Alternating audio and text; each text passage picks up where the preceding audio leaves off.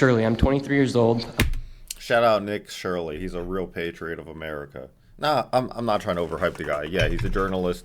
Um, he's exposing fraud. I think everyone already knew it was there. I think everyone was purposely just turning a blind eye. Yeah, he went and he made a video about it. But, bro, again, I think everybody already knew about this. Um, in terms of cabinet members, in terms of people that were actually making the policy. Yeah, I don't think if you lived in a totally different state, you would have known about it. But I think if you lived in Minnesota, you definitely knew about it. And I think he just shined a light for the rest of the United States. I'm a 100% independent YouTube journalist, and over the past year or so, I've been able to go to 15 countries. I've hung out with people in the gangs of Brazil, in the favelas, in the prisons of Secot, but yet the most dangerous places I have been here in the United States. See, now he's just saying bullshit because we all know that's cap, right? Unfortunately. And I've had the opportunity to show people about the protest, Antifa. Maybe because he's, this type of figure, the United States is especially dangerous for him because he's an outspoken, right-wing, conservative figure. So I could understand how it would be different for him. Here in the United States, and there's nothing organic about what they are doing here in the United States. I've watched people be bussed in from states. I've watched the same lady at a protest in Atlanta be bused to protest in DC and then in New York City. There's nothing that is honest about what they are doing. And they have signs. I've seen the same signs here in DC and in London as well. It's a big organization. It's a psyop, bro. Oligarchs run the country. Billionaires funnel money to the politicians. Billionaires are the ones really in control. Money is power. We already know this. Whoop-de-doo. A corporation that they're running. And they all know it. And then Trump knows he's a puppet for, the real oligarchs. And people may wonder, what's the threat to us as Americans if we go? Well, Being poor is your biggest threat. Your end goal should be to amass as much money as possible so you can be as influential as possible. you'll be labeled as a fascist. You'll be labeled as a Nazi.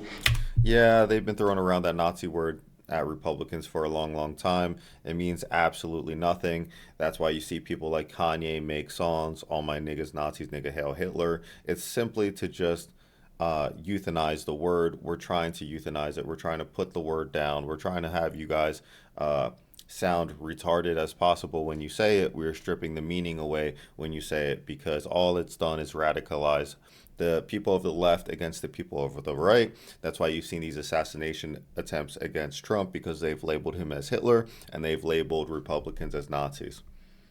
And they'll wish death upon you because they wish death upon me. The death part is the assassinations. And just last week in Portland, Oregon, I watched a lady get trapped in her car, surrounded by Antifa, and her sister messaged me after seeing the video. She said, the only reason I think my sister was safe is because you were there recording. I also... Yeah, bro, let's be honest.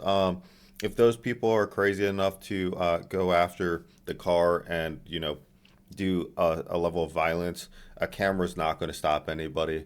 A camera's usually not that big of a deterrent. So unless you have a gun in that situation, you're pretty much fucked. I don't think the camera really did much to save your sister. But hey, maybe it did. Maybe they were scared of going to prison. Was chased out by a member of Antifa who said he would smoke me. And next thing he knew, a DHS sniper had lasers on his chest. If he was not there, who knows what would have happened that day. These people are very dangerous, and people wonder how they're able to do it. It's the reason is because these cities are not enforcing the law. And why should these people be worried if the law is not being enforced? And we are not far right, nor are we far wrong. We're just right. And the truth about what's happening here in America with these groups is very dangerous. And I thank you, Mr. President, and your administration as well for acknowledging that. Thank you very much. It's too bad you have to go through it. I know, it's a little crazy, right, Mr. President? Well, you're going to get to the bottom. It's just crazy. This is a nonpartisan issue. This issue is literally just based on fraud. But for whatever reason, the Democrats just hate a conservative person being right about anything. They just want to strip that away. Whether it's Trump going into Venezuela, capturing a dictator, and getting the U.S. massive amounts of oil, or it's Nick Shirley going in and recording this massive fraud scheme. I think that people that have low IQs, they're too hung up on hating somebody instead of the ideas that somebody is talking about. We need to realize that, there's a difference between a person and an idea. We don't like people or hate people. We like or we hate ideas. That's as simple as it gets. Bottom of it, so it's a very important thing you're doing. Thank you very much. Please go ahead.